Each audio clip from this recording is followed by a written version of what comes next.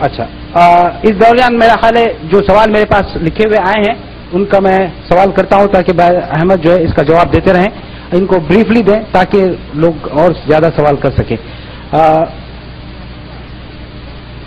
किसने हिंदू नाम दिया है, हिंदू रिलीजन का नाम दिया है, हिंदू धर्म किसने दिया है? और इसमें 3 सवाल हैं, आप शायद इनको मिला सकते हैं। Who put the name Hindu religion, यानी इनका रिलीजन किसने नाम दिया है? What is the meaning of Hindu?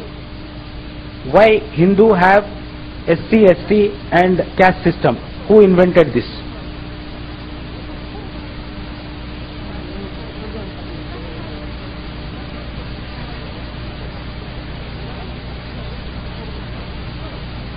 सवाल किया गया है कि हिंदू धर्म का ये नाम, हिंदू धर्म के अंदर ये हिंदू शब्द किसने दिया है? किसी भी धर्म के गुरु ने या किताब के लिखने वाले ने या किसी धर्म के ग्रंथ के अंदर हिंदू शब्द का प्रयोग नहीं है। ना किसी गुरु ने दिया, ना किसी किताब लिखने वाले ने दिया, ना आज तक के किसी गुरु ने हिंदू धर्म का नाम दिया। दूसरा, हिंदू धर्म का मतलब, हिंदू का मतलब क्या होता है? इसका कोई मतलब नहीं होता, क्योंकि ये एक जगह का नाम है जिसका नाम था, पहले एक नदी थी, उसका नाम था इंदु। इंदु से जैसे जैसे जमाना तरक्की करता गया, लोग आगे बढ़ते गए, लोगों की आबादियां बढ़ते गई, नाम भी बदलते गए। इंदु से बिंदु हुआ, बिंदु से सिंध हुआ, जिसे इंडस वैली कहते हैं, और वही सिंधु से हिंद हुआ। जब पारसी लोग आए तो वो बिंदु को सिंध कर दिया, और जब अरब लोग आए तो उस सिंध को हिंद बना दिया। तो ये एक नदी का नाम है, बल्कि इससे किसी मजहब, इसका कोई मायना या मतलब नहीं है। अच्छा, हिंदू धर्म के अंदर जो वर्ग हैं 4, ब्राह्मण, क्षत्रिय, वैश्य, शूद्र, इसका हिंदू धर्म के किताबों के अंदर किसी ने यह नहीं लिखा है कि मजहब के 4 भाग किए जाएं धर्म के। कुछ लोगों को ब्राह्मण बना दिया जाए, कुछ लोगों को क्षत्रिय, कुछ को वैश्य, कुछ को शूद्र बनाया जाए। ये धर्म नहीं सिखाता, बल्कि धर्म के अधिकारी जो होते हैं, मजहब के जो बड़े लोग होते हैं, अपनी कुर्सियों पर राज करने के लिए इन्होंने समाज का बंटवारा किया है। मजहब से इसका कोई ताल्लुक नहीं है, न मजहब की किताबों से इसका कोई ताल्लुक है। लोग अपनी कुर्सी पर हमेशा जमे रहने के लिए इन्होंने इंसानों को बांट दिया है कि चंद लोग धर्म के बड़े बने रहें, कुछ लोग, एक हिस्सा जो क्षत्रिय का है वो राज करते रहें, और कुछ लोग वैश्य रहें, यानी कि खेती बाड़ी काम करें, और कुछ शूद्र हों जो उनके गुलाम बन के रहें। ये एक धर्म के उन लोगों ने इन इंसानों पर एक बहुत बड़ा जुल्म किया है और अपने धर्म और अपनी ग्रंथों के खिलाफ किया है। इंसान, हर इंसान बराबर है, उसको 2 आंख है, 2 कान है, एक बड़े ब्राह्मण को भी है। ब्राह्मण का मतलब क्या होता है? ये ब्राह्मण जो शब्द है, इस ब्राह्मण का मतलब क्या होता है? ब्राह्मण का मतलब होता है आलिम। ब्राह्मण किसी समाज के एक हिस्से को नहीं कहा जाता, लेकिन लोगों ने बना लिया है। ब्रह्मे ब्रह्मम ब्रह्मति ही ब्रह्मित्वम ब्रह्म स्वामी ही ब्रह्मित्या। 5 चीजें जो हैं, जमीन, आसमान, आग, पानी, हवा, इन चीजों को मिलाकर एक ब्रह्मांड बनता है, यानी कि एक दुनिया, कायनात जिसे कहते हैं हम, ये ब्रह्मांड है। और इस ब्रह्मांड का पैदा करने वाला ब्रह्मा है, जिसे हम क्रिएटर कहते हैं, खालिक कहते हैं। और ब्रह्मा और ब्रह्मांड का जिसके पास ज्ञान होता है, जो इसके बारे में जानता है, उसे हम कहते हैं ब्राह्मण, यानी आलिम। जिसके पास दिन का इल्म होगा वही आलिम होगा। लेकिन आज ब्राह्मण के पास खुद ना ब्रह्मा का ज्ञान है ना ब्रह्मांड का ज्ञान है, लेकिन ये मजहब के बड़े ठेकेदार बने हैं।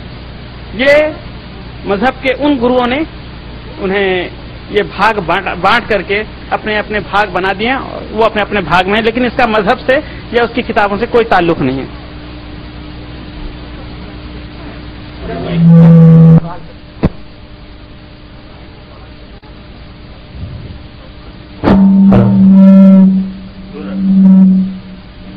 is a question by Brother Bala. By professional, he is an electrical engineer. How Sri Sai Baba and Sri Ramakrishna Paramahamsa viewed Islam? I learned that they have respected Islam a lot.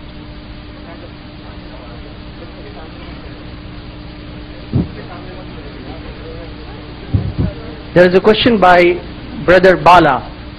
By profession, he is electrical engineer. And his question is how Sri Sai Baba and Sri Ramakrishna Paramahamsa viewed Islam. I learned that they have respected Islam a lot.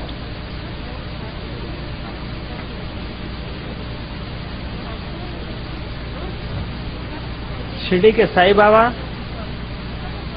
में कि सत्य साईं बाबा जिसे कहा जाता है, और कौन, और वो इस्लाम को किस तरह देखते हैं। पहले तो शिरडी के जो साईं बाबा उनके बारे में जान लें।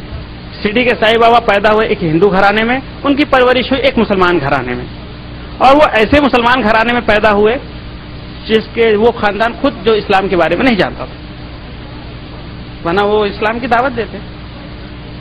लेकिन उन्हें सिर्फ इतना मालूम था, मुसलमानों के पास जब उनकी परवरिश हुई तो उन्हें सिर्फ इतना मालूम, सबका मालिक एक है, कोई भगवान नहीं है, कोई मूर्ति नहीं है, कुछ भी नहीं है। वो हमेशा वो एक ही बात लोगों के सामने कहा कि सबका मालिक एक। लेकिन आज उनके मानने वालों ने उन्हीं को मालिक बना दिया। शिरडी के साईं बाबा का कहना यह था कि सबका मालिक एक है, सबका ईश्वर एक है। लेकिन आज, जबकि थोड़े दिन पहले ही वो एक इंसान थे, आज वो भगवान बन गए और उनके मानने वालों ने उनकी पूजा शुरू कर दी। वो इस्लाम के बारे में क्या सोचते थे, इसके बारे में ना तो कोई किताब लिखी हुई है, ना उन्होंने खुद कहा है। जी हाँ। अस्सलाम वालेकुम। मैं ख्वाजा शफीउद्दीन, मैं मास्टर्स डिग्री बिजनेस एडमिनिस्ट्रेशन में किया हुआ। मेरा सवाल है, आइडल वर्शिप कहाँ पे और कैसे शुरू हुई? पहले तो ये मानना जाता था ये लोग आइडल वर्शिप नहीं करते थे। Hindus they were not the idol worshippers previously as they were Aryans. If you please show some light on it. Thank you. मूर्ति पूजा, इसके बारे में मेरे पिछले कई बार मैंने बताया कि मूर्ति पूजा कैसे शुरू हुई। वैसे तो लोग ये कहेंगे कि हवाई ख्याल तो ये है कि लोग कहते हैं कि ये 10,000 साल पुराना, 50,000 साल पुराना शैतान ने जो है उनके पास आया और कहा कि तुम शैतान, ये भगवान है तुम्हारी, ये पूजा करो। ये सिर्फ ख्याली पुलाव है।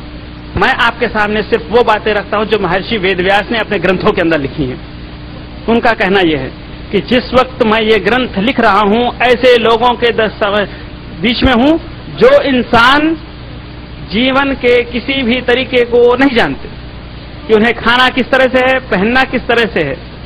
वो धर्म से बहुत दूर हैं, वो पशु समान हैं, यानी जानवर के जैसे। तो उस वक्त महर्षि वेदव्यास ने उन इंसानों को समझाने के लिए, धर्म के करीब करने के लिए, और उस वक्त के जो इंसान थे वो इंसान को इंसान नहीं समझते थे, बल्कि इंसान को इंसान फाड़ कर खाता था। तो ऐसे नरभक्षी यानी कि इंसानों को खाने वाले इंसानों को समझाने के लिए उन्होंने 3 मूर्तियां बनाई, ब्रह्मा विष्णु महेश। 3 मूर्तियां बनाई और कहा ये तुम्हारे ईश्वर हैं। और वो खुद लिखते हैं कि मैंने 2 पत्थर उठाए और लोगों को जमा किया और उस मूर्ति के सामने जाके मैंने मारा, जिससे एक चिंगारी निकली, और मैंने कहा कि देखो ये ईश्वर बड़े ताकतवर हैं, वरना ये तुम्हें आग में जलाएंगे। तो ये मूर्ति पूजा वहां से निकली। लेकिन